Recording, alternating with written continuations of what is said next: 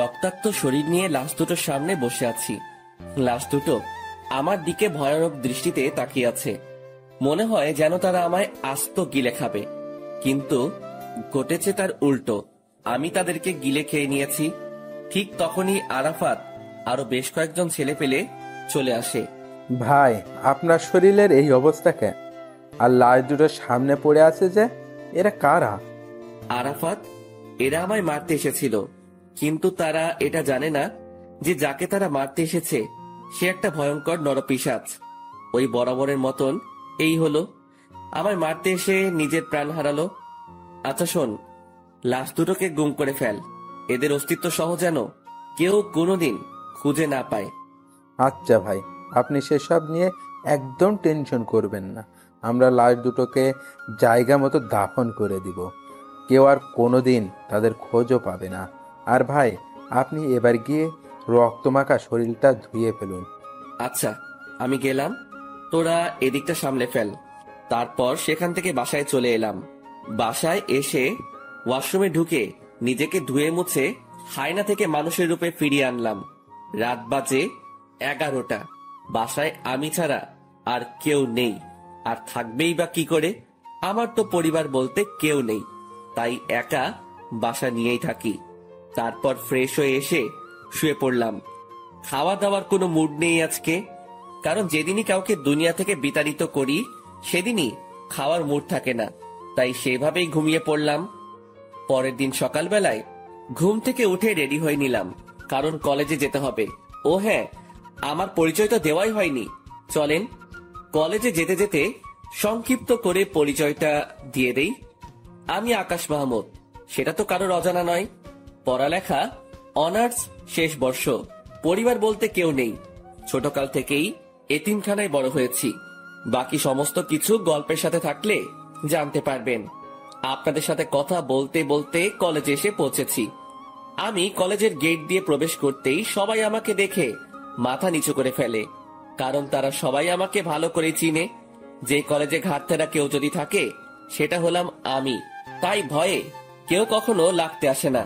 আর আমি এই পুরো কলেজে নিজের হুকুমত চালাই। আমার মুখের উপরে কথা বলবে এমন কোন বাপের বেটা জন্ম নেয়নি এই কলেজে। ঠিক তখনই আমার ক্লোজ ফ্রেন্ড মামুনের সাথে দেখা হয়। পুরো কলেজে এই মামুন এই মাত্র একজন ব্যক্তি যে কিনা আমার সবচাইতে কাছের মানুষ। তার সাথেই আমার সমস্ত উঠা বসা। কি রে আকাশ, কখন আসলি?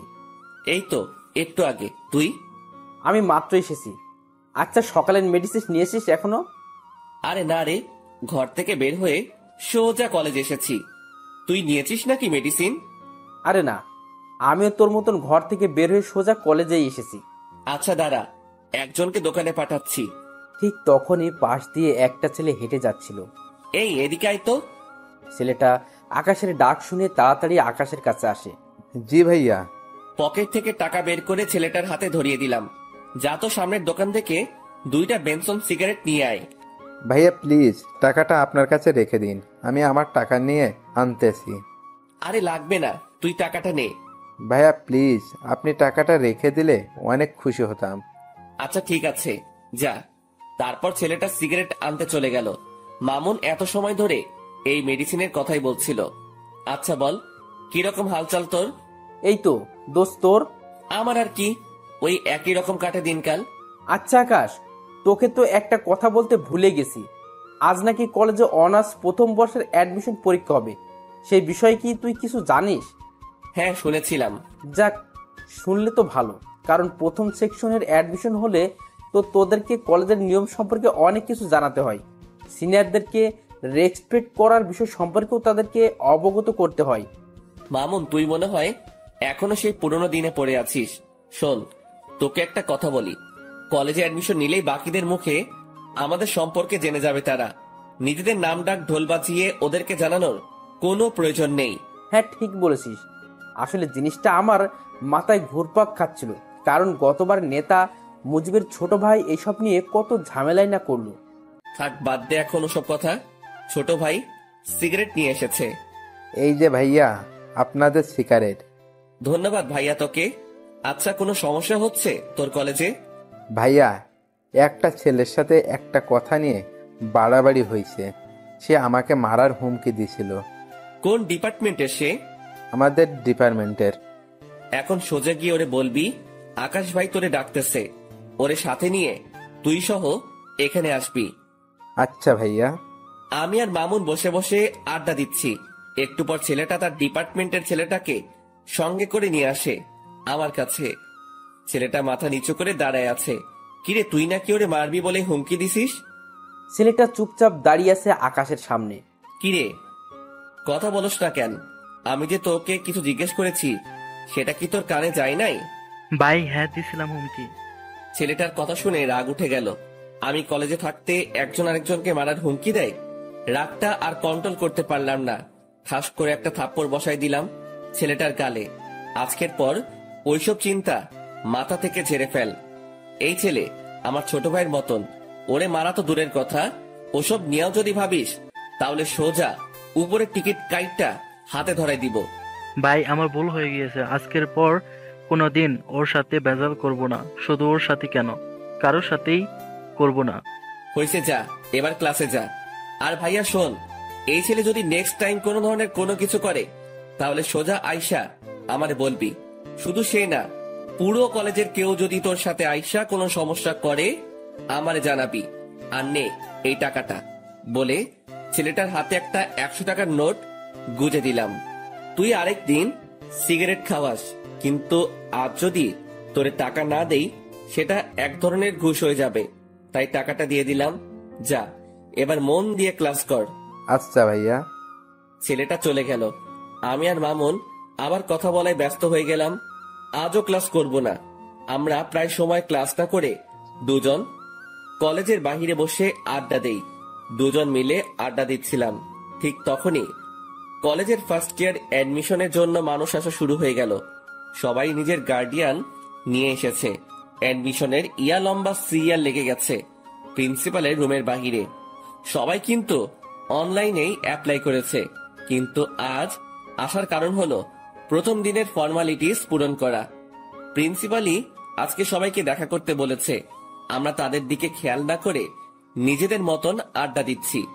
আড্ডা দিতে দিতে হঠাৎই নজর পড়লো একটা মেয়ের দিকে, যে কিনা ধবধবে একটা সাদা জামা পরিধান করে গুটি গুটি পায়ে হেঁটে প্রিন্সিপালের রুমের সামনে গিয়ে দাঁড়ালো, যেখানে সবাই দাঁড়িয়ে অপেক্ষা করছে প্রিন্সিপালের সাথে দেখা করার জন্য। মেয়েটাকে দেখে আমার ধ্যান তার দিকে আটকে গিয়েছে। কিরে, এই মেয়েটাকে তো আগে কখনো কলেজে দেখিনি। নতুন বর্ষে হয়তো অ্যাডমিশন নিতে এসেছে সে, কিন্তু তার গার্ডিয়ান কোথায়? সবাই নিজের গার্ডিয়ান নিয়ে এসেছে, কিন্তু সে একাই কেন এলো? হাজারটা প্রশ্ন ঘুরপাক খাচ্ছে মেয়েটাকে নিয়ে। তখনই মামুন আমায় ধাক্কা দিল হাত দিয়ে। কিরে, কোন দুনিয়ায় হারিয়ে গেলি? দোস্ত, দেখ তো মেয়েটাকে। হ্যাঁ সুন্দর আছে রে মামা। শুধু কি সুন্দর নাকি, আমার কাছে তো হুড়পড়ি লাগছে। এই এই ওয়েট, আকাশ, কিরে মামা, তুই এসব কি বলছিস? তোর মুখে তো আগে কোনদিন কোনো মেয়ের প্রশংসা করতে শুনিনি। কাহিনীটা কিরে? আরে সেসব কিছু না। আর তাছাড়া সুন্দর মানুষ তো সুন্দর বলে প্রশংসা করবে না তো কি করব? মামা, আমায় কাহিনী শিখাতেই শোনা। পানি আমিও গুলে খেতে পারি। দূর বেটা। আচ্ছা ছাড় এখন সব কথা।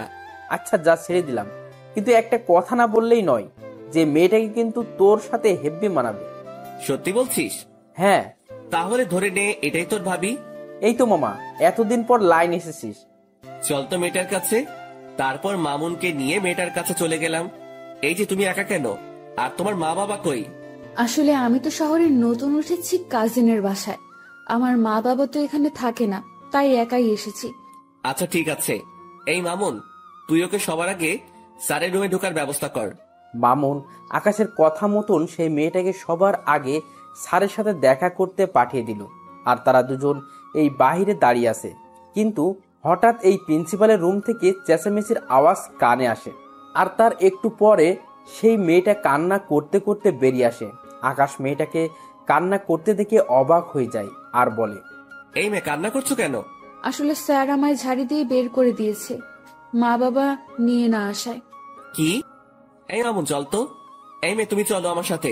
কোনো কথা বলা ছাড়াই মেয়েটার হাত চেপে ধরে তাকে নিয়ে প্রিন্সিপাল স্যারের রুমে ঢুকে পড়লাম।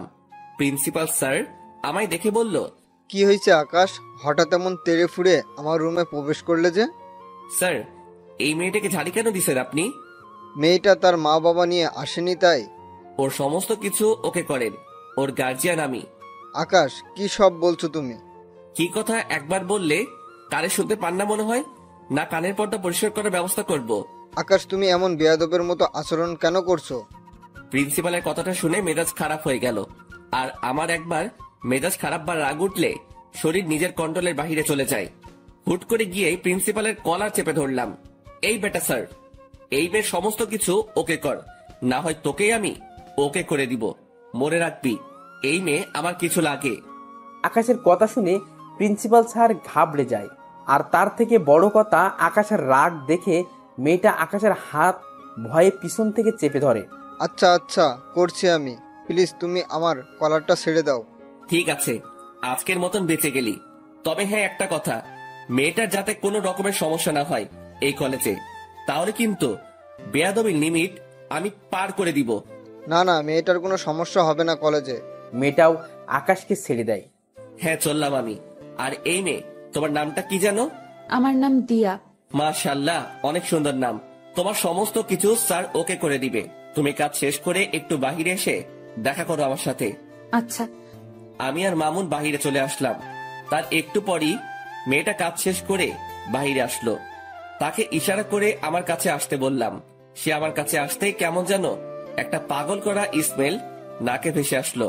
সাথে সাথে মেয়েটাকে টান দিয়ে নিজের কাছে নিয়ে আসলাম আর হুট করে তার কপালে একটা চুমু এঁকে দিলাম। এই দৃশ্য দেখে মেয়েটা আর মামুন দুজনেই হা করে তাকিয়ে আছে আমার দিকে। আমি আর মামুন বাহিরে চলে আসলাম। তার একটু পরই মেয়েটা কাজ শেষ করে বাহিরে আসলো। তাকে ইশারা করে আমার কাছে আসতে বললাম। সে আমার কাছে আসতেই কেমন যেন একটা পাগল করা স্মেল নাকে ভেসে আসলো। সাথে সাথে মেয়েটাকে টান দিয়ে নিজের কাছে নিয়ে আসলাম আর হুট করে তার কপালে একটা চুমু এঁকে দিলাম। এই দৃশ্য দেখে মেয়েটা আর মামুন দুজনেই হা করে তাকিয়ে আছে আমার দিকে। লজ্জায় পড়ে গেলাম দুজনের সামনে। আরে আকাশ, টেনশন নিস না, আমি কিছুই দেখিনি। মামুনের কথা না হয় বাদ দিলাম, কিন্তু মেয়েটাকে কি বলবো এখন আমি? তাও কিছু তো একটা বলতে হবে। আসলে দিয়া সরি, আমি কোনো একটা মোহে পড়ে গিয়েছিলাম। দিয়া আকাশের কথার কোনো উত্তর না দিয়ে চুপচাপ দাঁড়িয়ে আছে। দিয়া, তুমি কি রাগ করলে? না, রাগ করিনি। তাহলে ঠিক আছে, দেখে আমার পাশে বসো। দিয়া আমার কথা মতন আমার পাশে এসে বসলো। আমার ভিতরে কিছু একটা প্রবল গতিতে দৌড়াদৌড়ি করছে, কিন্তু কি সেটা বুঝে উঠতে পারছি না। তবে ভিতরে যত কিছুই হোক না কেন, উপরে আমি পুরোপুরি ফিট। আচ্ছা দিয়া, তোমার বাসা কোথায়? আমার বাসা গ্রামে। আমি পড়াশোনার জন্য আমার এক আত্মীয়ের বাসায় উঠেছি। ও, যাক ভালোই। তবে শোনো, কলেজে কোনো ঝামেলা হলে আমায় জানাবে, না হয় আমার নাম বললেই সব ঝামেলা মিটে যাবে। কিন্তু তুমি আমার নাম জানো তো? জি জানি, আপনার নাম আকাশ। প্রিন্সিপাল স্যার তখন আপনার নাম বলায় জেনেছি। হ্যাঁ, আমার নাম আকাশ। আচ্ছা স্যার কবে থেকে কলেজে আসতে বলেছে? আগামীকাল থেকে। ঠিক আছে, সময় মতো চলে এসো। আর আমার নাম্বারটা দিচ্ছি, কোনো সময় দরকার হলে আমায় ফোন করো। আচ্ছা, এবার কি আমি যাব? হ্যাঁ, যাও। মেয়েটা আমার থেকে নাম্বারটা নিয়ে সোজা চলে গেল।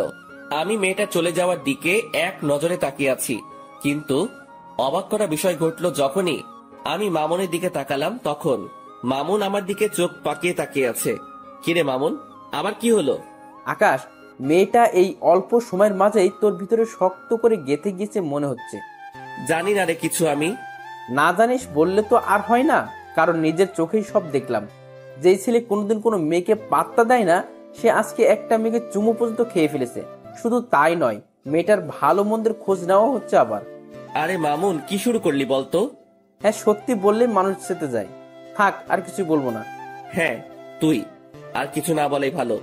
মামুন চুপ হয়ে গেল। আর তখনই পকেটে থাকা ফোনটা বেজে ওঠে। ফোনটা হাতে নিয়ে দেখি ছোট ভাই আরাফাতের ফোন। সাথে সাথে ফোনটা রিসিভ করলাম। কিরে, হঠাৎ এই সময় ফোন দিলি যে? কিছু হয়েছে নাকি? না ভাই, তেমন কিছু না, তবে বিশাল একটা জিনিস হাতে লেগেছে। কি? ভাই, যেই ছেলেগুলো আপনাকে মারতে এসেছে তারা মাস্তান নামক একটা গ্যাংয়ের ছেলেপেলে। কিন্তু অবাক করা বিষয় হলো, কেউ তাদেরকে হায়ার করেছে আপনাকে মারার জন্য। আর যে হায়ার করেছে সে একটা মেয়ে। আমি সেই মেয়েটা সম্পর্কে খোঁজ লাগিয়েছি, কিন্তু কোনো খবরেই বের করতে পারিনি। তবু এইটুকু বের করতে পেরেছি, মেয়েটা নাকি অনেক বড় মাফিয়া, যার ধরাছোঁয়ার কাছে যেতে হলেও নাকি 1000 বছর লেগে যাবে। আরাফাতের মুখে এসব কথা শুনে থতমত খেয়ে গেলাম। হঠাৎ একটা মেয়ে আমায় মারার জন্য উঠে পড়ে কেন লেগেছে? আমি তো কারোর তেমন কোনো ক্ষতি করিনি। আচ্ছা ঠিক আছে, আমি দেখছি সেসব বিষয় নিয়ে। আচ্ছা ভাই। আর ওইদিকে ছেলেপেলের কি খবর? হ্যাঁ ভাই, ভালোই। যাক, ভালো হলেই ভালো। আচ্ছা শোন, এখন ফোনটা রাখলাম, পরে কথা বলবো। নে তোর সাথে আমি। তারপর ফোনটা রেখে দিলাম। ফোন রাখতেই মামুন জিজ্ঞেস করলো, কি রে, কি হয়েছে রে? আরে আরাফাত খবর দিল, আমায় যে ছেলেগুলো মারতে এসেছিল তাদেরকে নাকি কে কন্টাক্ট দিয়েছে, আর যে কন্টাক্ট দিয়েছে সে নাকি একটা মেয়ে। কি সাংঘাতিক ব্যাপার বাপরে। আচ্ছা বাদ দে এখন ওসব কথা, আর চল এখান থেকে যাওয়া যাক। হ্যাঁ চল, আমিও বাসায় যাব। তারপর দুজন সেখান থেকে উঠে গেলাম। দুজনেই দুজনের বাসার জন্য রওনা হয়েছি। দেখতে দেখতে বাসায় পৌঁছে গেলাম। বাসায় এসে কিছু কাপড় চোপড় অপরিষ্কার ছিল, সেসব ধুয়ে মুছে শুকাতে দিলাম। তারপর খেয়ে দিয়ে ঘুমিয়ে পড়লাম। বিকেল বেলায় ঘুম থেকে উঠে কাপড়গুলো এনে লন্ড্রিতে পাঠিয়ে দিলাম। এমন টুকিটাকি কাজ করতে করতে দিনটা কেটে গেল। পরের দিন সকালবেলায় ঘুম থেকে উঠে রেডি হয়ে কলেজের উদ্দেশ্যে রওনা হব। তখনই থানার ওসি ফোন দিল আমায়। আকাশ ভাই, আপনি একটু আর্জেন্ট থানায় এসে দেখা করুন, আপনার সাথে জরুরি কিছু কথা ছিল। আচ্ছা স্যার, আজকে কলেজ শেষ, তাই আবার বাসায় ঢুকে ব্যাগটা রেখে ঘরটা তালা দিয়ে বের হয়ে গেলাম। তারপর সোজা থানার পথে রওনা হলাম। হঠাৎই মাথায় এলো দিয়া আজ কলেজে আসবে, আর আজকেই তার প্রথম দিন। তাড়াতাড়ি মামুনকে ফোন দিলাম। হ্যাঁ দোস্ত বল। আজ হয়তো কলেজে আসা হবে না, তুই একটু দিয়াকে দেখে শুনে রাখিস, কারণ আজকে তার প্রথম দিন, তার যাতে কোনো ধরনের কোনো সমস্যা না হয়। আচ্ছা তুই সেসব নিয়ে চিন্তা করিস না, আমি কলেজের সামনেই আছি, আমি সবটা দেখছি। মামুনের সাথে কথা বলে আকাশ ফোন রেখে দেয়। আকাশ থানার উদ্দেশ্যে রওনা হয়, আর এদিকে মামুন দিয়ার জন্য অপেক্ষা করছে। দিয়া আসতেই মামুন তাকে কলেজের ভিতর দিয়ে আসে আর সবাইকে কড়াভাবে বলে দেয় যে দিয়াকে যেন কেউ কোনো ধরনের বিরক্ত না করে, কারণ সে আকাশের কলিজা। মামুনের মুখে এমন কথা শুনে সবাই অবাক হয়ে যায়, কারণ তারা কেউ মামুনকে চিনেই না। তখন মামুন আবার বলে, কথাটা একবার বলেছি, এই একবারে যেন সবার কানে ঢোকে, না হয় পরের বার শোনার জন্য কেউ আর সেই অবস্থা থাকবে না। মামুনের কথায় সবাই বিষয়টাকে নিজের ভিতরে ফিট করে নেয় যে এই মেয়েকে কোনো রকম প্যারা দিলে জীবন হারাতে হবে, কারণ যেই ছেলে পুরো ক্লাসের সামনে এমন উঁচু গলায় কথা বলতে পারে সে মানুষও খুন করতে পারবে। অন্যদিকে মামুন তাদের বলে ক্লাস থেকে বের হয়ে যায়। দেখতে দেখতে সময় পার হয়ে যায়। আকাশ থানার ওসির সাথে এখনো বসে বসে কি যেন জরুরি কথা বলছে। ঠিক তখনই দিয়ার নাম্বার থেকে আকাশের কাছে ফোন আসে। সে দিয়ার ফোন থেকে চমকে ওঠে। কিরে, হঠাৎ কি কারণে দিয়া ফোন দিল? না, ফোনটা রিসিভ করি। ফোনটা রিসিভ করতে অপর পাশ থেকে দিয়ার কান্নার আওয়াজ ভেসে আসলো। ফোনের অপর পাশ থেকে দিয়ার কান্নার আওয়াজ শুনে কলিজাটা মোচড় দিয়ে ওঠে। এই দিয়া, কি হয়েছে? আপনি কোথায়? তাড়াতাড়ি কলেজে আসেন, আমার আপনাকে প্রয়োজন। আচ্ছা আসছি, কিন্তু কি হয়েছে সেটা তো বলবে। ব্রেকের সময় আমি কলেজ থেকে একটু বের হয়েছিলাম, তখনই হুট করে কোথা থেকে যেন একটা ছেলে আসে আর আমার সাথে অসভ্যতামি শুরু করে। শুধু তাই নয়, সেখানে একটা ছেলে আমার ওড়নায় টান দিয়ে ধরে বলে আমার শরীর নাকি তার চাই। দিয়ার মুখে এই সমস্ত কথা শুনে পায়ের রক্ত মাথায় উঠে যায়। সাথে সাথে ওসির সামনে থেকে উঠে হাঁটা দিলাম। আকাশ ভাই, কোথায় যাচ্ছেন আপনি? স্যার, আমার একটা জরুরি কাজ পড়ে গেছে, আমি আপনার সাথে পরে কথা বলবো এই বিষয়ে। সাথে সাথে ওসি স্যারের সেখান থেকে বের হয়ে জলদি কলেজের উদ্দেশ্যে রওনা হলাম। আর যেতে যেতে মামুনকে ফোন দিলাম। হ্যালো মামুন। আরে আকাশ, আমি এখনই তোকে ফোন দিতাম, দিয়াকে নাকি কিছু ছেলে উত্ত্যক্ত করছে কলেজের বাইরে। তো তুই কোথায় ছিলি? আরে তুই তো জানিসই, এই যে তুই কলেজে না থাকলে আমার ভালো লাগে না, তাই আমি দিয়াকে তার ক্লাসে ঢুকে দিয়ে সবাইকে তার বিষয়ে বলে দিয়েছি। পরে আমি কলেজ থেকে বের হয়ে যাই, আর কলেজ থেকে বের হওয়ার আগে একটা ছোট ভাইকে বলেও দিয়েছে এসেছিলাম যাতে করে দিয়ার কোনো সমস্যা না হয়, আর সেই আমাকে ফোন দিয়ে সেই সব ছেলের কথা বলল। আচ্ছা, তুই যেখানে আছিস না কেন তাড়াতাড়ি কলেজে আয়, আমিও আসছি। তারপর ফোনটা রেখে দিয়ে সোজা কলেজে। কলেজে পৌঁছাতে দেখি মামুনও গাড়ি থেকে নামছে মাত্র। তাড়াতাড়ি গাড়ি থেকে নেমে মামুনকে নিয়ে কলেজের ভিতরে চলে গেলাম। ঠিক তখনই মামুনের ঠিক করা সেই ছোট্ট ভাইটা এসে বলল, ভাইয়া, ছেলেগুলো নাকি আপুর সাথে অনেক অসভ্যতম করেছে। তুই চিনিস সেই ছেলেগুলোকে? আসলে ভাইয়া, আমি তখন সেখানে ছিলাম না, তাই তাদেরকে দেখিনি। আচ্ছা, দিয়া কোথায়? ওই যে ভাইয়া, দিয়া আপু প্রিন্সিপালের রুমে বসে কান্না করছে। আমি এবং প্রিন্সিপাল স্যার অনেকবার আপুকে জিজ্ঞাসা করেছি ছেলেগুলোর ব্যাপারে, কিন্তু আপু কোনো কিছু বলছে না, শুধু বসে বসে কান্না করছেন। মাথার রক্ত পুরো টকবক করছে। তাড়াতাড়ি প্রিন্সিপাল স্যারের রুমে চলে গেলাম। সেখানে গিয়ে দেখি দিয়া বসে বসে কান্না করছে। সে আমাকে দেখতে পেয়ে দৌড়ে এসে আমায় জড়িয়ে ধরে ফুপিয়ে কান্না করে দিল। এই দিয়া, প্লিজ শান্ত হও, আমি এসে গেছি। তুমি কি ওই ছেলেগুলোকে চিনো? দিয়া ফুপাতে ফুপাতে আকাশকে বলে, না, আমি চিনি না। আচ্ছা, শুধু এইটুকু বলো যে ছেলেগুলো তোমার সাথে অমনটা করে কোন দিকে গিয়েছে? তারা আমার সাথে অসভ্যতামি করে কলেজের ভেতরেই ঢুকেছে। দিয়ার কথা শুনে বুঝতে বাকি রইল না যে ছেলেগুলো আমার কলেজের এই ছেলে পেলে। দিয়া, তুমি তাদেরকে দেখলে চিনতে পারবে তো? হ্যাঁ। এই মামুন, কলেজের গেটটা আটকে দিয়ে আয়। আর দিয়া, তুমি আমার সাথে চলো। দিয়াকে সাথে নিয়ে প্রতিটা ক্লাসের ছেলে পেলেকে দেখাতে লাগলাম। পুরো কলেজের ক্লাস করা বন্ধ হয়ে গিয়েছে আমার জন্য। দিয়াকে সাথে নিয়ে সমস্ত সেকশন ঘুরতে লাগলাম। ঘুরতে ঘুরতে অনার্স দ্বিতীয় বর্ষের কক্ষে ঢুকতে দিয়া আমাকে আঙ্গুল দিয়ে দেখিয়ে দিল ওই যে ছেলেপেলেগুলো। নিজেকে আর কন্ট্রোল করতে পারলাম না, সাথে সাথে গিয়ে সব কয়টা ছেলেপেলেকে কলার ধরে ক্লাসরুমের বাহিরে নিয়ে আসলাম। মামুন দুইটাকে ধরে নিয়ে এসেছে। আমি নিচ থেকে আসার সময় কাঠের একটা টুকরো নিয়ে উঠেছিলাম হাতে করে, সেটা দিয়ে এলোপাতাড়ি মারতে শুরু করলাম সব কয়টা ছেলেকে। সারা কলেজ পুরো থমকে গিয়েছে আমার মাইক দেখে। মারতে মারতে ছেলেগুলোকে আধমরা করে ফেলেছি। সব কয়টার হাত মুখ ফেটে রক্ত পড়ছে, কিন্তু আমার রাগ যেন কোনোভাবে থামছে না। আমি মেরেই চলেছি ছেলেগুলোকে, আর অন্যদিকে ছেলেগুলো সারের মতন চেঁচাচ্ছে আর মাপ চাচ্ছে। ভাই, আমাদের ভুল হয়ে গিয়েছিল। তোদের ভুলের গুষ্টি মারি বলে ধ্রাম করে এক বাড়ি দিয়ে একটাকে বেহুশ বানিয়ে ফেললাম। আর ঠিক সেই সময় কলেজের স্যাররা এসে পিছন থেকে আমায় ঝাপটে জড়িয়ে ধরলো আর বলতে লাগলো, আকাশ, প্লিজ তুমি ছেড়ে দাও ছেলেগুলোকে। কে শুনে কার কথা? আমার কলিজায় তারা আঘাত করেছে, তাদেরকে তো আজকে আমি ছাড়ছি না। আমার মায়ের রেশ এখনো মিটেনি, কিন্তু স্যাররা আমায় পেঁচিয়ে ধরায় আমি আর মারতে পারছি না। তাই এক ঝাটকা দিয়ে স্যারদের থেকে নিজেকে ছাড়িয়ে নিলাম। তারপর আবার মারতে শুরু করলাম। সবাই আমার রাগ দেখে ভয় কাতর হয়ে আছে। স্যাররাও আমায় আটকাতে না পেরে ভয়ে আমার থেকে দূরে সরে যায়। আর ঠিক সেই সময় দিয়া এসে সবার সামনে আমাকে জড়িয়ে ধরে, আর আমি সাথে সাথে শান্ত হয়ে যাই। স্যাররা সবাই দিয়ার কাণ্ড দেখে অবাক হয়ে তাকিয়ে আছে দিয়ার দিকে, যে কে এই মেয়ে, যে আকাশকে কিনা আমরা অনেকেই মিলে থামাতে পারলাম না। আর সেখানে এই মেয়েটাকে ধরা মাত্রই সে সমস্ত রাগ মাটিতে ফেলে দিল। কেউ যেন কিছু বুঝে উঠতে পারছে না। সবাই অবাক দৃষ্টিতে দিয়ার দিকে তাকিয়ে আছে। তখনই দিয়া বলে ওঠে, এই আকাশ, আপনি প্লিজ শান্ত হন আর ওদেরকে ছেড়ে দিন, না হয়তো মরে যাবে ওরা। আচ্ছা ঠিক আছে, যাও, ছেড়ে দিলাম। কিন্তু সবাইকে একটা জিনিস জানানোর আছে।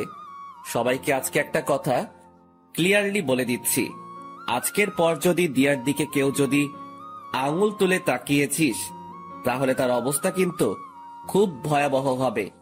আর স্যার, আপনারা এই জানোয়ারগুলোকে কি করবেন করেন।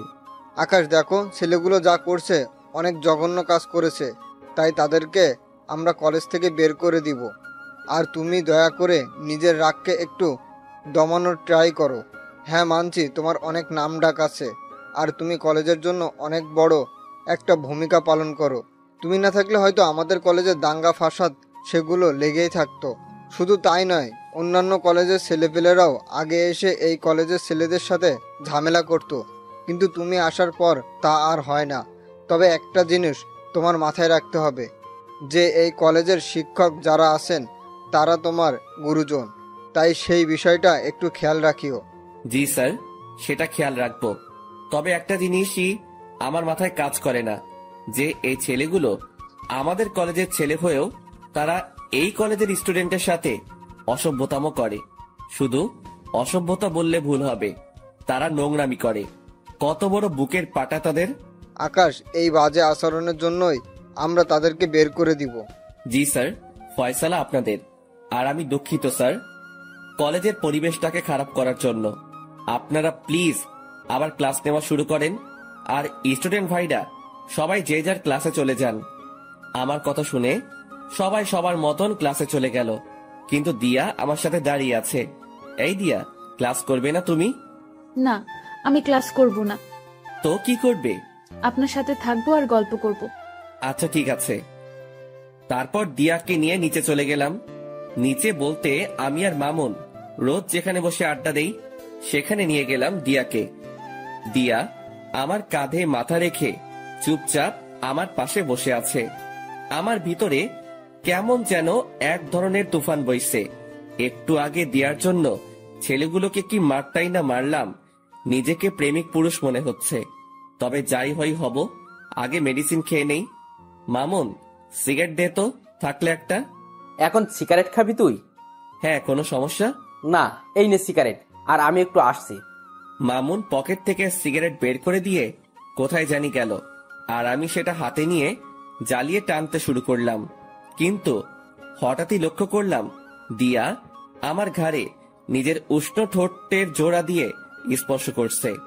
দিয়ার এমন আচরণ দেখে কাঁপাকাঁপি শুরু হয়ে গেল আমার, কারণ এই জীবনের প্রথম কেউ আমার শরীরে স্পর্শ করেছে। সে এবার আমার কাঁপুনি আরো বাড়িয়ে দিল। সে এবার আমার ঘাড়ে চুমু খাওয়া আরম্ভ করে। দিয়া, কি করছো?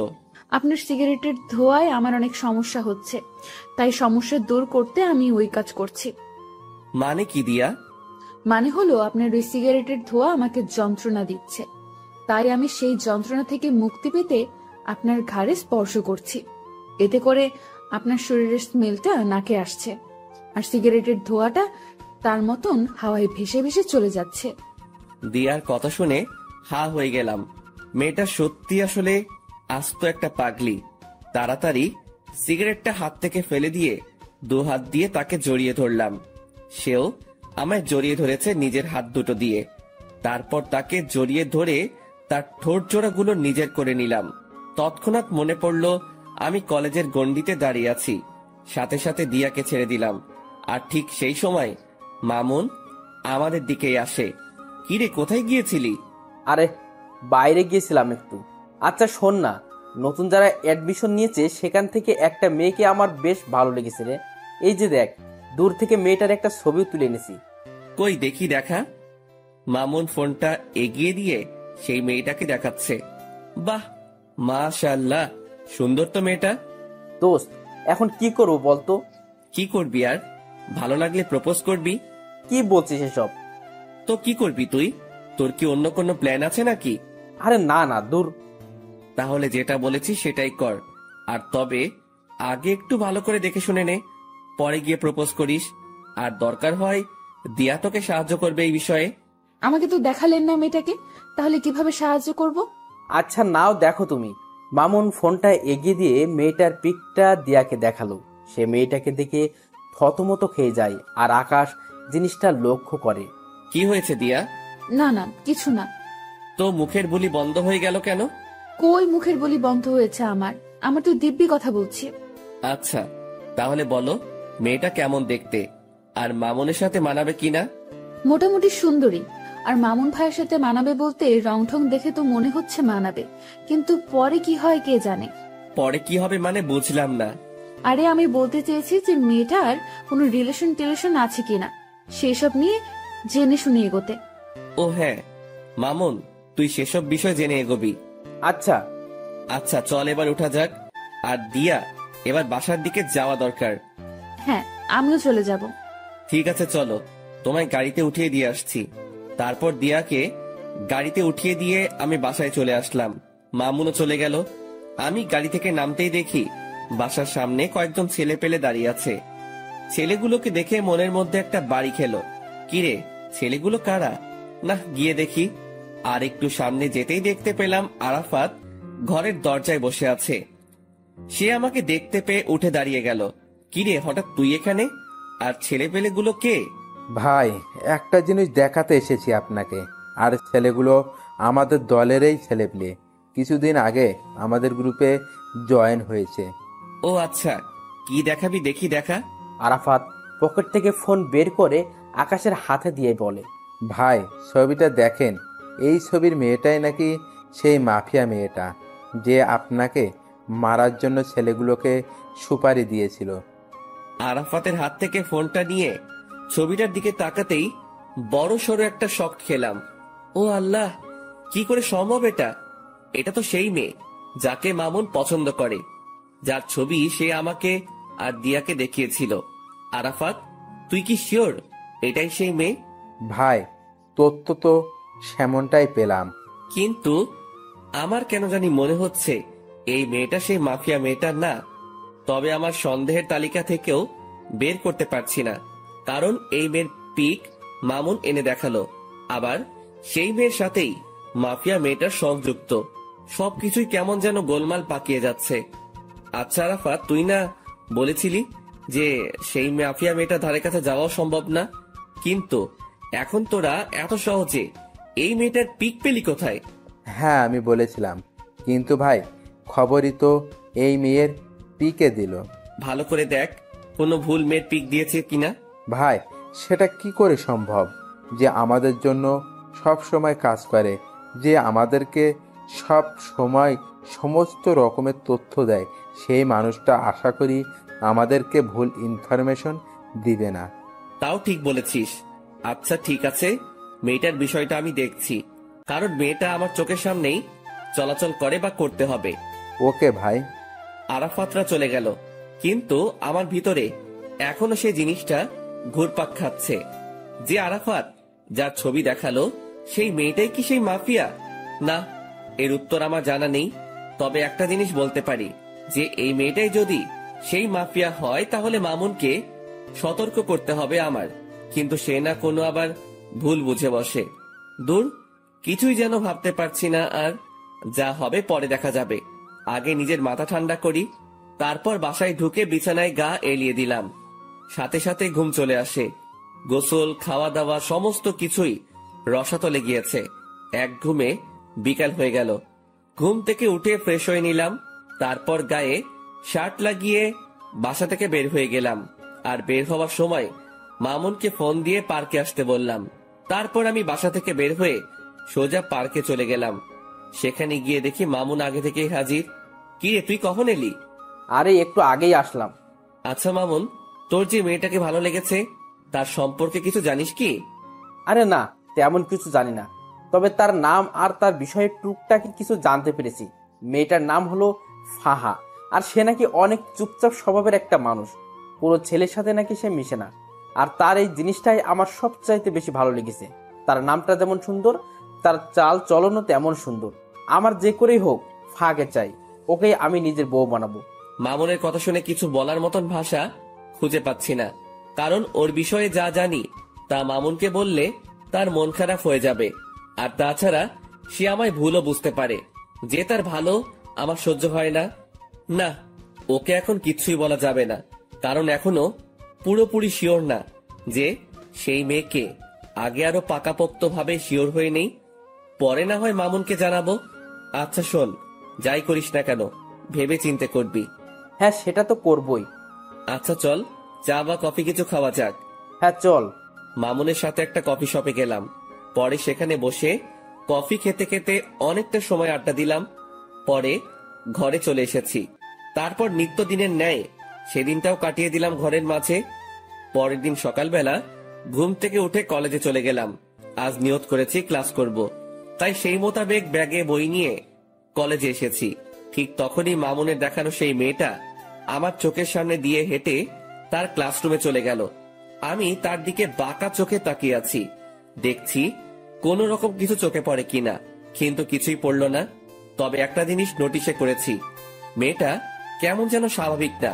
মানুষ হাঁটাচলা করলে আশেপাশে একটু হলেও দেখে, কিন্তু তার নজর ছিল একদম মাটির দিকে। মেয়েটাকে নিয়ে মনের ভিতরে একটা কৌতূহল জাগলো, তাকে নিয়ে ভাবছিলাম। ঠিক তখনই দিয়া এসে আমাকে হাতের আঙ্গুল দিয়ে খোঁচা দেয়। এই যে মশাই, কি করছেন? আর এত গভীর মনোযোগ দিয়ে কি ভাবছিলেন? আরে না, তেমন কিছু না, এমনি দাঁড়িয়ে আছি। আচ্ছা, তুমি কখন এলে? এই তো এক্ষুনি। আপনি? আমি একটু আগে এসেছি। আচ্ছা শোনো, তোমায় একটা দায়িত্ব দিলে সেটা পালন করতে পারবে? কি দায়িত্ব? তুমি মামুনের পছন্দ করা মেয়েটার দিকে নজর রাখো তো, যে সে কি করে বা তার আচার আচরণ কেমন। হঠাৎ ওই মেয়েকে নিয়ে আপনার চিন্তার মাত্রা বাড়লো কেন শুনি? আরে, মামুন আসলে মেয়েটাকে অনেক ভালোবেসে ফেলেছে, তাই তার বিষয়ে একটু ভালো মন্দ জানার জন্য তোমায় বললাম আর কি। কারণ আমি চাই না আমার বন্ধু কোনো খারাপ মেয়ের সাথে রিলেশনে যাক। আরে, সে তো খারাপ না। মানে, তার বিষয়ে তুমি কি করে জানলে? আসলে হয়েছে যে মেয়েটার চলাচল দেখে খারাপ মনে হয়নি, সেটা বলতে চেয়েছিলাম। দিয়ার কথা শুনে কেমন যেন একটা খটকা লাগলো। আচ্ছা, তাও খবর নাও, আর এখন গিয়ে সোজা ক্লাসে মন দিবে। আর একটা কথা, আমি যেন কখনো তোমায় কোনো ছেলের সাথে হাসি ঠাট্টা করে কথা বলতে না দেখি। বারে, হাসি ঠাট্টা করলে কি হবে? কারণ তুই খালি আমার সাথে হাসি ঠাট্টা করবি। কেন? আমি আপনার সাথে কেন হাসি ঠাট্টা করতে যাব? কারণ তুই আমার। ইস, আমায় কি নিজের নামে রেজিস্ট্রি করে রেখেছেন নাকি? মেয়েটার কথা শুনে মেজাজটা খারাপ হওয়ার উপক্রম হচ্ছে। হ্যাঁ, তোকে আমি নিজের নামে রেজিস্ট্রি করে নিয়েছি, আর এখনো করব বলে এক টান দিয়ে দিয়াকে নিজের বাহুডরে নিয়ে নিলাম। তারপর তার সমস্ত মুখমণ্ডলে চুমু খেতে লাগলাম। চুমু খেতে খেতে তার ঠোঁটে এসে আটকিয়েছি। হঠাৎই সে আমার থেকে নিজেকে ছাড়িয়ে নিল। আই, পাগল হয়ে গেছেন আপনি?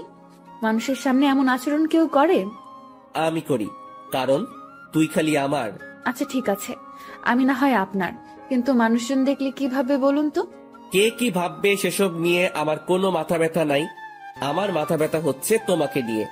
তুমি কোনো ঝামেলা না করলেই হয়। আচ্ছা হয়েছে, এবার পাগলামো বন্ধ করুন। আর আমি কোনো ঝামেলা টামেলাতে নেই, আর ঝামেলা করতে চাইলেও তো করতে পারবো না, কারণ আপনি আমায় আস্ত গিলে খেয়ে ফেলবেন। শুধু গিলে খাবো না, সেদিন একদম জোর করে তোকে নিজের করে নিব। দুনিয়ার মহলে আর আসতে দিব না। বাপ রে বাপ, কি সিরিয়াস টাইপ মানুষ আপনি। হ্যাঁ, আমি অনেক সিরিয়াস। আচ্ছা, এবার ক্লাসে যাও। অনেকটা সময় নষ্ট হয়েছে কথা বলে। তোমার ক্লাসও হয়তো শুরু হয়ে গিয়েছে। ঠিক আছে, যাচ্ছি। দিয়া ক্লাসে চলে গেল, আর অন্যদিকে আমি আমার মতন ক্লাসে চলে এলাম। সবাই আমাকে ক্লাসে দেখে চুপচাপ হয়ে গেল। আমার ক্লাসের স্যার এখনো আসেনি।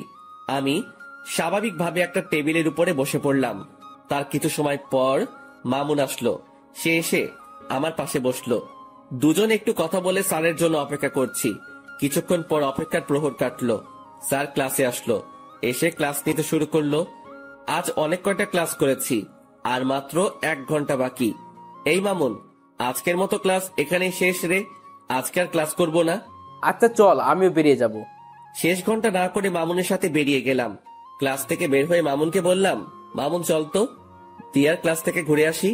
হ্যাঁ চল, এই সুযোগে আমি ফাঁকে দেখতে পারবো। মামুনকে নিয়ে দিয়ার ক্লাসে চলে গেলাম। দিয়া আমাকে দেখতেই ক্লাস না করে সকলের সামনে ব্যাগ হাতে নিয়ে চলে গেল। এই দিয়া, ক্লাস করবে না? না, আমি আর ক্লাস করব না। এই মেয়ে, আর 1 ঘন্টা আছে খালি ক্লাস শেষ হতে। ক্লাসটা শেষ করে বের হও একদম। দিয়া হঠাৎ করেই সকলের সামনে চেঁচিয়ে ওঠে, এই যে আমি বলেছি না যে আমি আর ক্লাস করব না। এই দিয়া, এতটা হাইপার হচ্ছ কেন তুমি? কারণ আমার এখন আর ক্লাস করতে ইচ্ছে করছে না, কিন্তু আপনি আমাকে ক্লাস করতে জোর করছেন, তাই হাইপার হয়েছি। তো কি করবে এখন? কি করব আর, আপনার সাথে বসে বসে ভালো কিছু মুহূর্ত কাটাবো। দিয়ার কথা শুনে ভিতরে লাড্ডু ফুটেছে মতন অবস্থা। আচ্ছা ঠিক আছে, দিয়াকে নিয়ে আমাদের বসার অবস্থানে চলে এলাম। মামুনও আমাদের সাথে এসেছে। দোস্ত, মেয়েটাকে দেখতে পেলি? না রে, তাকে তো ক্লাসের কোথাও দেখিনি। কারণ সে আপনারা আসার 1 ঘন্টা আগে ক্লাস থেকে বেরিয়ে গিয়েছি। ও আচ্ছা, কিন্তু কোথায় গিয়েছে? কে জানে কোথায় গিয়েছে, হয়তো বাসায় যাবে গেলে, না হয়তো কলেজেই থাকবে। কিন্তু তাকে তো আমরা কলেজের বাইরে দেখতে পাইনি। তাহলে হয়তো বাসায় চলে গিয়েছে। হ্যাঁ, সেটাই হবে হয়তো। মামুন ফাহাকে দেখতে না পেয়ে মন খারাপ করে ফেলে। আরে মামুন, তুই মন খারাপ করিস না। ভালোবাসার মানুষ কখনো এত সহজে ধরা দেয় না। দেখবি একসময় তুই ঠিকই তাকে নিজের করে পাবি। জানি না রে কি আছে কপালে, তবে মেয়েটা আমার কলিজার গেথে গিয়েছে। মামুনকে কি বলে সান্ত্বনা দিব জানি না, তবে মন থেকে খালি দোয়া এটাই করি যে সেই মেয়েটা যেন ভালো হয়। আর মামুনের সাথে যেন তার সমস্ত কিছুই সঠিকভাবে হয়। কিন্তু বর্তমানে মামুনের চেহারাটা পুরো আধার হয়ে আছে। ওকে সান্ত্বনা দেওয়ার মতন ভাষা খুঁজে পাচ্ছি না। তখনই মামুন বলে ওঠে, আকাশ, তোরা থাক, আমি বাসায় চলে গেলাম। আচ্ছা ঠিক আছে, চল আমরাও আজকে বাসায় চলে যাব। কিন্তু শোন, কালকে সেই মেয়েটা কলেজে আসলে আমি তোর বিষয়টা দেখব। তুই ভালো করে জানিস যে আজ পর্যন্ত কোনো কাজে আমি ফেল হইনি। সো তোর ব্যাপারেও হব না। ধন্যবাদ বন্ধু। তারপর সবাই সবার মতন বাসায় এসে গেলাম। দিয়াকে তার বাসায় পাঠিয়ে দিয়ে মামুন আর আমি যে যার মতন চলে গেলাম। এদিকে আমি বাসায় আসতেই দরজার নিচে একটা খাম চোখে পড়লো। কে যেন একটা খাম আমার দরজার নিচে রেখে গেছে। কৌতূহল করে সেটা হাতে উঠালাম। সেটা হাতে নিয়ে বুঝতে পারলাম খামটার ভিতরে কোনো একটা কিছু আছে। তারপর খামটা খুলতেই দেখি ভাঁজ করা একটা সাদা কাগজ। কৌতূহলটা যেন আরো বেড়ে গেল। কাগজের ভাঁজটা খুলে দেখি কিছু লেখা আছে কাগজটাতে। কোনো কিছু না ভেবে লেখাটা পড়তে শুরু করলাম। আপনি যাকে আপন ভাবছেন সে আপন নয়। মনে রাখবেন, বিকেল বেলায় সূর্য মেঘের আবরণে ঢেকে গেলে পরের সকালে সেই সূর্যই আবার নতুন রূপে আকাশে উদিত হয়। তারপর আর কিছু লেখা নেই। লেখাটা পড়ে আমার ভিতরটা মোচড় দিয়ে উঠল, কারণ লেখাটা আমায় কি ইঙ্গিত করতে চাইছে তা আমি বুঝে ফেলেছি। তাড়াতাড়ি কাগজটা ভাঁজ করে পকেটে রেখে দিলাম। তারপর চাবি দিয়ে দরজা খুলে বাসায় ঢুকে সোফায় গা ছেড়ে দিয়ে বসে পড়লাম। মাথাটা ভো ভো করে ঘুরছে। মনে হচ্ছে যেন নিজের ভিতরেই ঘূর্ণিঝড় বইছে। অনেকটা সময় সোফাতে বসেই কাটিয়ে দিলাম। দেওয়াল ঘড়িটার দিকে নজর পড়তেই দেখি ঘড়ির কাঁটা 2টা ছাড়িয়ে গেছে। তাড়াতাড়ি সোফা ছেড়ে উঠে ফ্রেশ হতে চলে গেলাম। কিছুক্ষণ পর ফ্রেশ হয়ে ওয়াশরুম থেকে ফিরে আসলাম। তারপর খাবার খেতে খেতে মাথায় আসলো আরাফাতের কথা। যেই ভাবা সেই কাজ। তাড়াতাড়ি খাওয়া দাওয়া সেরে আরাফাতকে ফোন লাগিয়েছি। হ্যাঁ ভাই, বলেন। শোনো, আমার কেন জানি মনে হচ্ছে মাফিয়া মেয়েটা আমার খুব নিকটে। তুই সেই মেয়েটা সম্পর্কে একটু ভালো করে জাস্টিফাই কর। আচ্ছা ভাই। তারপর ফোনটা রেখে দিলাম। কিন্তু আমার মনের ভিতরে বাড়ি খাচ্ছে অন্য কিছু নিয়ে। আমার মনে হয় না যে সেই ফাহা মেয়েটাই মাফিয়া। ধুর, এসব নিয়ে আর ভাবতে পারছি না। মাথায় আর চাপ না নিয়ে ঘুমিয়ে পড়লাম। বিকেল বেলায় মামুনের ফোন পেয়ে ঘুমটা ভেঙে গেল। কিরে মামুন, হঠাৎ ফোন দিলি যে? তোর সাথে একটু জরুরি কথা ছিল। তুই এখন কোথায় আছিস? কোথায় থাকবো আবার, বাসায় আছি। আচ্ছা, রেডি হয়ে শপিং মলে চলে আয়। ওকে। তারপর ফোনটা রেখে দিয়ে রেডি হয়ে শপিং মলে চলে গেলাম। সেখানে গিয়ে দেখি মামুন চোখ মুখ কালো করে বসে আছে। কিরে, কি হয়েছে রে? আকাশ, আসলে আমার কাছে একটা মেইল এসেছে। সেখানে কে যেন 2 বাক্যের কিছু একটা লিখে পাঠিয়েছে। কি সেটা? সেখানে লেখা আছে, ভাবিয়া করিবেন কাজ, না হয় হয়ে যাবে দের। আপনি যা হোক সাধারণ ভাবিতেছেন, সে আসলে ভয়ঙ্কর এক রক্তচোষা। এই লেখাটা কে যেন মেইল করেছে। এটার মানে কি আকাশ? মামুনের মেইলের 2 শব্দের বাক্য শুনে ভিতরটা পুরো শুকিয়ে গেছে। কারণ এই 2 শব্দের বাক্যটার অর্থ আমার জানা। মামুন আসলে কেউ একজন আমাদেরকে অনেক সতর্ক করতে চাইছে যে আমরা হয়তো কোনো বড়সড় বিপদে ফাঁসতে চলেছি। তাই কেউ একজন আমাদেরকে আড়াল থেকে বাঁচাতে চাইছে। কি সব বলছিস আকাশ? আমি সত্যিই বলছি, কারণ তোকে মেইল করেছে আর আমাকে দিয়েছে চিঠি। এই সমস্ত কিছুর পিছনে একজন আছে, সে হচ্ছে মাফিয়া মেয়েটা। আর সেই মাফিয়া মেয়েটাই হয়তো আমাদের আশেপাশে ঘুরঘুর করছে আমাদেরকে মারার জন্য। আর আমরা তাকে ভালো মনে করে তার সাথে চলাফেরা করছি। তাই কেউ একজন আমাদেরকে সতর্ক করতে চাইছে। আকাশ, সব কিছুই যেন আমার মাথার উপর দিয়ে যাচ্ছে। আচ্ছা, তুই এসব নিয়ে টেনশন করিস না। তুই শুধু ফাহার বিষয়টা নিয়ে ভাব, বাকি সমস্ত কিছু আমি সামলে নিব। আরে, ওই মাফিয়া মেয়ের মতন কত শত মেয়ে আসছে আর গেছে, কোনো দিন কেউ কোনো ক্ষতি করতে পারেনি, আর পারবেও না। সো খামোখা টেনশন না করাই ভালো। আর যদি কিছু হয় সেটা সময় দেখা যাবে। আকাশ, তাও টেনশন হচ্ছে রে। একদিকে ফাঁকে নিয়ে টেনশন, অন্যদিকে সেই মাফিয়া মেয়েটা। আরে বেটা, কিসের এত টেনশন তোর? হ্যাঁ, আচ্ছা, যা বাদ দিলাম সমস্ত কিছু। এবার কি অর্ডার করব বল? যা খুশি কর। আচ্ছা। মামুন তার নিজের মতন খাবার অর্ডার করলো। তারপর দুজন মিলে খেয়ে দিয়ে অনেকটা সময় আড্ডা দিলাম। রাত বাজে 8টা। তারপর সেখান থেকে দুজনের মতন চলে এলাম। আমি বাসায় পৌঁছাতেই আরাফাত ফোন দিল। ভাই, অনেক বড় একটা জিনিস বের করেছি। কি? ভাই, যার ছবি দেখিয়েছি সে মাফিয়া মেয়েটা না। কেউ যেন বুঝে আমাদেরকে গোমরা করার জন্য সে মেয়ের পিক দিয়েছে। এখানে মাফিয়া মেয়েটা অন্য কেউ। ইন্না লিল্লাহ, যেটা ভেবেছিলাম সেটাই হয়েছে। আচ্ছা ঠিক আছে, তোরা মাফিয়া মেয়েটার খোঁজ লাগানো চালু রাখ, আর আমি আমার মতন কাজ চালিয়ে যাচ্ছি। আচ্ছা ভাই। তারপর ফোনটা রেখে দিলাম। পরের দিন সকালবেলায় ঘুম থেকে উঠে কলেজে চলে গেলাম। কলেজে গিয়ে দেখি দিয়া কলেজের বাহিরে দাঁড়িয়ে আছে। দিয়া, বাহিরে দাঁড়িয়ে আছো কেন? আপনার জন্যই অপেক্ষা করছিলাম। ও তাই? হুম। আচ্ছা চলো ভিতরে চলো। দিয়াকে নিয়ে কলেজের ভিতরে ঢুকে আমাদের সেই বসার প্লেসটাতে বসে পড়লাম। দিয়াকে আজ কেন জানি খুশি খুশি লাগছে, কিন্তু আমার ভিতরে সেই মেয়েটাকে নিয়ে জটলা পেকে আছে। এই যে আপনার চোখ মুখ কালো কেন? আরে না, এমনিতেই। আমার তো মনে হয় না যে এমনিতেই, আমার তো মনে হচ্ছে যে কিছু একটা হয়েছে। আরে না বললাম তো। আচ্ছা ঠিক আছে, না হলে নাই। এবার দেখি আমাকে জড়িয়ে ধরে বসুন। হঠাৎ এমন পাগলামো করার মানে? পাগলামো কোথায় করছি? হ্যাঁ, আমি আমার প্রিয় মানুষটাকে জড়িয়ে ধরতে চেয়েছি, এটাতে পাগলামো কোথায়? দিয়ার কথা শুনে মুখে তালা লেগে গেল। মেয়েটার মনেও হয়তো আমার জন্য জায়গা হয়ে গিয়েছে, কিন্তু সে স্থির নেই। সে নিজেই আমাকে জড়িয়ে ধরে কাঁধে মাথা রাখলো। ঠিক তখনই দেখি ফাহা নামক মেয়েটা আসছে, আর তার পিছনে পিছনে মামুন। দিয়া, আমায় ছাড়ো তো একটু, আমি ফাহার সাথে একটু কথা বলবো মামুনকে নিয়ে। দিয়া আমার কথা শুনে আমায় ছেড়ে দিল। আমি সেখান থেকে উঠে ফাহার কাছে চলে গেলাম। এই যে ফাহা, তোমার সাথে আমার কিছু কথা আছে। ভাইয়া, আমি জানি আপনি আমায় কি বলবেন, কিন্তু বিশ্বাস করুন আমার মনের অবস্থা ভালো নেই। কিছু একটা নিয়ে অনেক ঝামেলায় আছি। যদি কিছু মনে না করেন তাহলে কথাটা কালকে বললে হয় না? ফাহার কথা শুনে থতমত খেয়ে গেলাম। আমি কি বলতে চাইছি সেটা সে জানলো কি করে? মাথায় তো কিছুই খেলছে না। তাও নিজেকে স্বাভাবিক রেখে বললাম, আচ্ছা ঠিক আছে, কালকে বলবো। ধন্যবাদ ভাইয়া।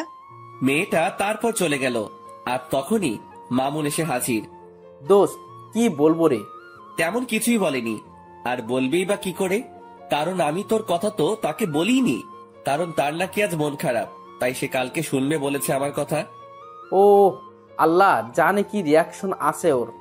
মামুন, তুই নিশ্চিন্ত থাক। আর একটা জিনিস আমি লক্ষ্য করেছি, সে কিন্তু তোর বিষয়ে অলরেডি খবর পেয়ে গিয়েছে, কারণ তার হাবভাব দেখে সেটা আমি বুঝে নিয়েছি। সেটা কি করে জানলো? কি করে জেনেছে সেটা আমি জানি না, তবে সে যে জেনেছে সেটা আমি শিওর। আকাশ, এখন কি হবে আল্লাহ জানে। কি হবে আর? সে তোর বউ হবে। আকাশ, তুই ঠাট্টা করিস এখনো? ঠাট্টা না, সত্যি বললাম। সত্যি হলে তো ভালোই। আচ্ছা চল এবার ক্লাসে যাওয়া যাক। তারপর সবাই সেখান থেকে উঠে যে যার মতন ক্লাসে চলে গেলাম। আজও প্রায় অনেক কয়টা ক্লাস করেছি, তবে শেষের ঘন্টাটা করিনি। শেষের ঘন্টা না করে আমি আর মামুন কলেজের বাহিরে একটা খালি জায়গা আছে, সেখানে দাঁড়িয়ে দাঁড়িয়ে সিগারেট খাচ্ছি। হঠাৎই দেখি সেদিন কলেজের যে ছেলেগুলোকে আমি মেরেছিলাম দেওয়ার জন্য, সেই ছেলেগুলো আরো সাথে অনেক ছেলে পেলে মিলে আমার দিকেই এগিয়ে আসছে, সবার হাতেই লাঠি ছোটা। ছেলেগুলোকে দেখে আমি মামুনকে বললাম, মামুন তাড়াতাড়ি জায়গা ত্যাগ কর এখান থেকে। কিন্তু কেন? কারণ এখানে একটা বড়সড় ঝামেলা হবে, তুই তাড়াতাড়ি জায়গা ত্যাগ কর, আমি এদিকটা দেখছি। না, আমি তোরে ছেড়ে কোথাও যাচ্ছি না, যা হবে দেখা যাবে। তুই আসলে একটা ঘাওড়া মামুন। হ্যাঁ, যা বলার বলতে পারিস। আমি মামুনকে আর কিছু না বলে তাড়াতাড়ি আরাফাতকে মেসেজ করে বলে দিলাম। অন্যদিকে ছেলেপেলে গুলো আস্তে আস্তে আমার কাছে চলে আসলো। তারা এসেই আমার আর মামুনের উপরে প্রহার করতে শুরু করে। অনেক কয়জন ছেলে পেলে তাদের, আর এদিকে আমি আর মাত্র মামুন, কিন্তু আমরাও কম না, আমরাও প্রতিহার করতে শুরু করলাম। ঠিক সেই সময় হঠাৎ করেই ফায়ারিং এর আওয়াজ কানে আসলো। সাথে সাথে সবাই স্টপ হয়ে গেলাম, চোখ পাকিয়ে চারপাশটা দেখতে লাগলাম। চোখের সামনে কিছুই দেখতে পেলাম না, কিন্তু যেই না পিছনে ফিরেছি তখনই দেখি প্রায় শতাধিক ছেলে পেলে আমার পিছনে দাঁড়িয়ে আছে, সবার হাতে ভয়ঙ্কর ভয়ঙ্কর অস্ত্র। আমি তাদেরকে দেখে থতমত খেয়ে গেলাম, কারণ এত ছেলে পেলে তো আমার না, আর আমার হলেও আরাফাতকে তো দেখতে পাচ্ছি না। ঠিক সেই সময় তাদের ভিতর থেকে দিয়া আর ফাহা নামক মেয়েটা সামনে বেরিয়ে আসে। এই দৃশ্য দেখে পায়ের নিচ থেকে যেন মাটি সরে গিয়েছে আমার। কে এই দিয়া আর ফাহা?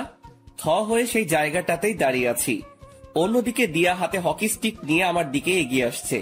দিয়ার কর্মকাণ্ড দেখে ভিতরটা যেন মরুভূমির মতন শুকিয়ে গেছে। দিয়া আকাশের দিকে এগিয়ে যাচ্ছে হাতে হকি স্টিক নিয়ে। দিয়ার কাণ্ড দেখে আকাশের 12টা অলরেডি বেজে গিয়েছে, কিন্তু তবুও সে নিজেকে স্ট্রং রাখার ট্রাই করেছে। দিয়া হকি স্টিক হাতে নিয়ে আকাশের শরীরে দ্রাম করে এক বাড়ি বসিয়ে দেয়, আর আকাশ সাথে সাথে চোখ অফ করে ফেলে। কিন্তু দিয়া বাড়িটা আকাশকে না মেরে মাটিতে মারে। আকাশ চোখ খুলতেই দেখে সে ঠিকঠাক ভাবে দাঁড়িয়ে আছে, আর দিয়া তার সামনে দাঁড়িয়ে মিটমিট করে হাসছে। কিরে পাগল, ভয় পেয়েছো বুঝি? আকাশের মুখ দিয়ে কোনো কথাই বের হচ্ছে না, সে রোবটের মতন দাঁড়িয়ে আছে। আই পাগল, ভয় পাওয়ার কিছুই নেই। আমি তোমায় মারবো না, আমি মারবো তাদেরকে যারা তোমায় মারতে এসেছে। তারপর দিয়া সেই লাঠিটা নিয়ে সেই ছেলেগুলোকে উড়োধুড়ো মারতে শুরু করে। ছেলেপিলেগুলোকে দিয়ার এত বিশাল দলবল দেখে প্রতিঘাত করার মতন দুঃসাহসও করতে পারছে না। দিয়া সব কয়টা ছেলেকে মারতে মারতে তাদের অবস্থা 12টা বাজিয়ে দেয়। সব কয়টা ছেলে রক্তাক্ত অবস্থায় মাটিতে পড়ে আছে। দিয়া আজ যেন কোনো হিংস্র পশুর রূপ নিয়েছে। আর অন্যদিকে সবাই দিয়ার দিকে চোখ বড় বড় করে তাকিয়ে আছে, বিশেষ করে আকাশ, যে কিনা আগের দিয়ার সাথে এখনের দিয়াকে কোনোভাবেই মিলাতে পারছে না।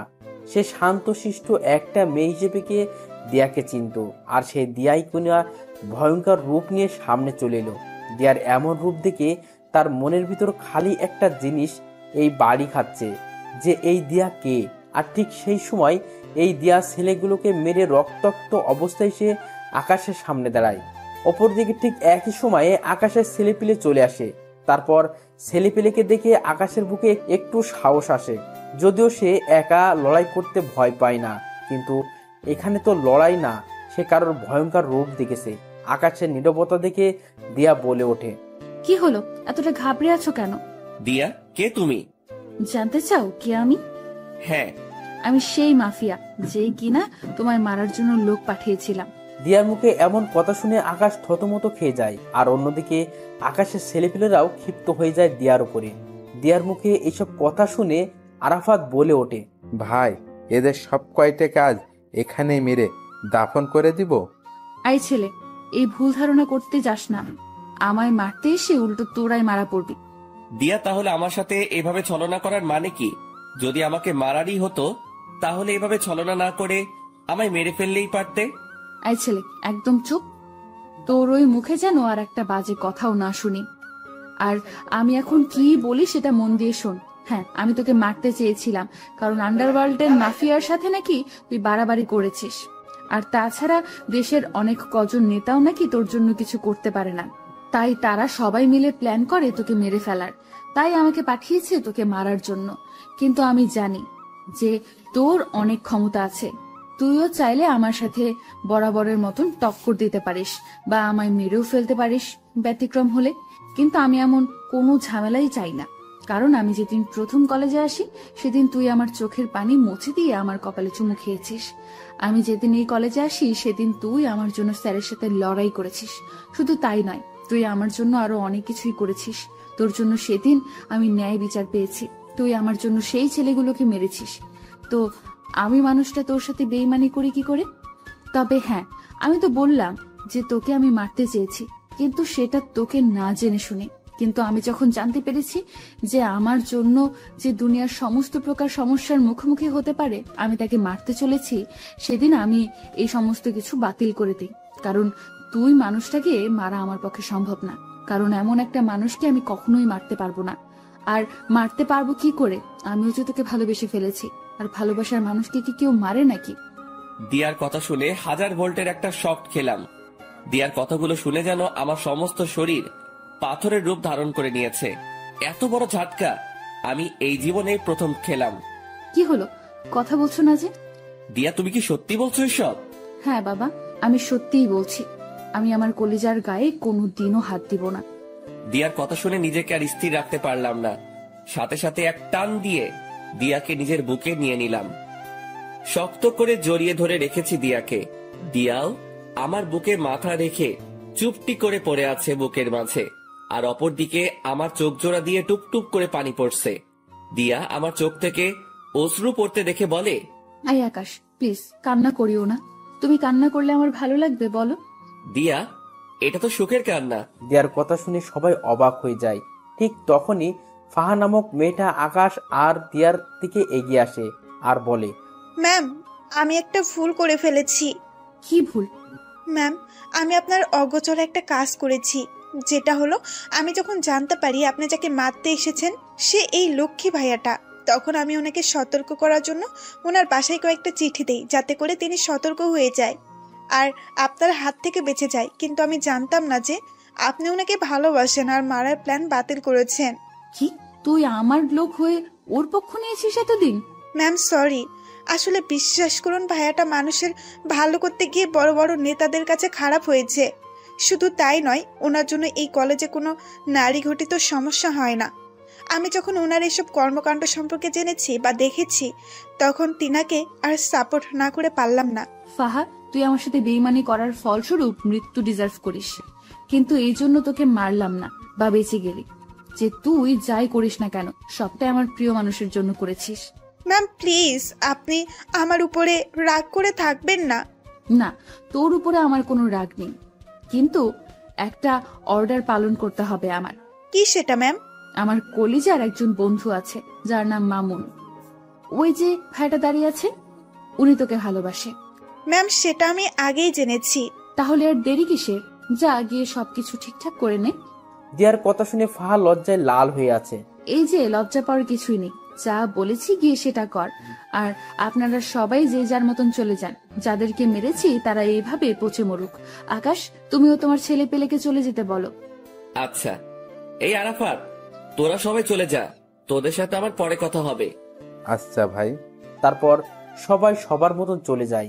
আকাশের ছেলেপিলেরাও চলে যায়, আর অন্যদিকে দিয়ার কথা মতন তার লোকেরাও চলে যায়। আর এদিকে আকাশ দিয়াকে নিয়ে কলেজের ভিতরে প্রবেশ করে। তারপর তাদের বসার স্থানে গিয়ে দুজন মিলে বসে বসে গল্প করতে শুরু করে। এই যে আকাশ সাহেব, আমি না সরি, আপনাকে আমার সমস্ত সত্যি আগেই বলা উচিত ছিল। দিয়ার কথা শুনে আবারও থতমত খেয়ে গেলাম, কারণ মেয়েটা মিনিটে মিনিটে তার রূপ পরিবর্তন করছে। এই দিয়া, তুমি না একটু আগে আমায় তুই আর তুমি বলে ডাকছিলে, কিন্তু হঠাৎ করে আপনিতে চলে আসলে কেন? আরে বলেছি না যে আমি আপনার আগে সেই দিয়া হয়ে যাব, তাই আপনি করে বলছি। এই পাগলি মেয়ে, তার একদম কোনো দরকার নেই। হ্যাঁ, তুমি আগের মতন হয়ে যাও, কিন্তু তুমি বলেই ডাকো, কারণ তোমার মুখে আপনি থেকে তুমি শুনতেই বেশি ভালো লাগে। তাই বুঝি? তাই। আচ্ছা দিয়া, তোমায় একটা কথা বলি। হ্যাঁ বলো। তুমি যে আমায় মারতে এসে মারলে না, এতে কি তোমার ক্ষতি করবে না ওরা, যারা তোমায় আমাকে মারার জন্য ঠিক করেছে? ইস, বললেই হলো নাকি? ওরা কি জানে যে আমার কলিজার কত পাওয়ার? ওরা কি জানে যে আমায় মারতে হলে তাদেরকে বিশাল একটা শক্তিশালী বটগাছ কাটতে হবে, যে বটগাছটা আমাকে ভালোবাসাতেই বেষ্টন করে রেখেছে? দিয়ার কথা শুনে শরীরটা নাড়া দিয়ে উঠল খুশিতে। দিয়া, সত্যি তোমাকে পেয়ে আমি অনেক খুশি। আমিও তোমাকে পেয়ে অনেক খুশি। দিয়া আর আকাশ কথা বলছে নিজেদের মতন। ঠিক সেই সময় মামুন আর ফাহা মিটমিট করে হাসতে হাসতে তাদের দিকে এগিয়ে আসে। কি রে বেটা মামুন, ফাহাকে পেয়ে আজ অনেক খুশি মনে হচ্ছে? হ্যাঁ রে দোস্ত, আজকে আমি অনেক খুশি। যাক, তোর খুশিতেই আমরা খুশি। আচ্ছা আয়, সবাই মিলে একসাথে বসে আড্ডা দেই। তারপর সবাই মিলে আড্ডা দিতে থাকে। এই আড্ডার মাঝেই কেটে গেল একটা বছর। আজ আকাশ আর মামুনের গ্রাজুয়েশন কমপ্লিট হয়েছে। দিয়া আর ফাহা খুশিতে আত্মহারা যে তাদের প্রিয় মানুষগুলো গ্রাজুয়েশন কমপ্লিট করছে। ঠিক সেই জায়গাটাতেই বসেই আর সবাই মিলে আড্ডা দিচ্ছে। এই বসাতেই আকাশ আর মামুন তাদের প্রিয় মানুষকে বিয়ে করে নেওয়ার প্ল্যান সাজিয়ে ফেলে। আগামী সপ্তাহে তাদের বিয়ে। দুই বন্ধুই একই দিনে বিয়ে করবে। দেখতে দেখতে বিয়ের দিন চলে আসে। দিয়ার পরিবার থেকে তার মা আসে, যিনি কিনা দিয়ার পরিবার, তার পরিবার আর কেউ নেই। অপরদিকে ফাহার পরিবার থেকে তার মা আর মামা আসে বিয়েতে। তার পরিবারও অনেক ছোট। মামার বিয়ে হয়ে গেছে, তিনি বউ নিয়ে আলাদা থাকেন। আর ফাহার আম্মু একাই থাকেন। আগে ফাহাও একসাথে থাকতো, কিন্তু তাদের পরিবারের অবস্থা খারাপ হওয়ায় ফাহা দিয়ার সাথে যোগ দেয়। আর দিয়াও পরিবারের চালাতে এই পন্থা অবলম্বন করে। দেখতে দেখতে দুই বন্ধুর বিয়ে হয়ে যায়। এদিকে বিয়ের সমস্ত কাজ সম্পন্ন হওয়ার পর আকাশ বাসর ঘরের সামনে দাঁড়িয়ে আছে। তারপর দরজা খুলে ভিতরে ঢুকে সে ভিতরে ঢুকে দেখতে পায় সারা বাড়ি অন্ধকার। সে দিয়াকে ডাক দেয়, কিন্তু দিয়া কোনো সারা শব্দ করে না। দিয়ার সারা শব্দ না পেয়ে হাতিয়ে হাতিয়ে সামনের দিকে এগিয়ে যায়। আর ঠিক তখনই কেউ একজন চাকু নিয়ে আকাশের পেটে ঢুকিয়ে দেয়। আকাশ সাথে সাথে চেঁচিয়ে ওঠে, আর সাথে সাথেই রুমের বাতি জ্বলে ওঠে। Happy birthday to you my dear কলিজা। অবাক হয়ে গেলাম রুমের অবস্থা দেখে, কারণ রুমটা পরিপূর্ণভাবে সাজানো, আর সামনে দিয়া, ফাহা, মামুন সবাই কেক নিয়ে দাঁড়িয়ে আছে। আই পাগল, ভয় পেয়েছো বুঝি? আমার পেটে কে যেন ছুরি ঢুকিয়ে দিয়েছে। আরে পাগল, ওটা খেলনা ছুরি ছিল। কি? হ্যাঁ বলে দিয়া, আর বাকি সবাই হেসে দেয়। দিয়া, তুমি আমার বার্থডে সম্পর্কে জানো কি করে? ও মা, এটা কি কথা? যাকে ভালোবাসি তার জন্মদিন সম্পর্কে জানবো না, এটা কি করে হয়? দিয়ার কথা শুনে খুশিতে আত্মহারা হয়ে গেলাম। এতটাই আত্মহারা হয়েছি যে দিয়াকে সবার সামনে জড়িয়ে ধরে কিস করে শুরু করলাম। আর তখনই মামুন বলে ওঠে, ভাই তুই থাম, আগে আমরা বের হয়ে যাই, কারণ আমাদেরও তো আজকে বাসর ঘর। পরে তুই যা করার করিস। যা ভাগ ফাহাকে নিয়ে।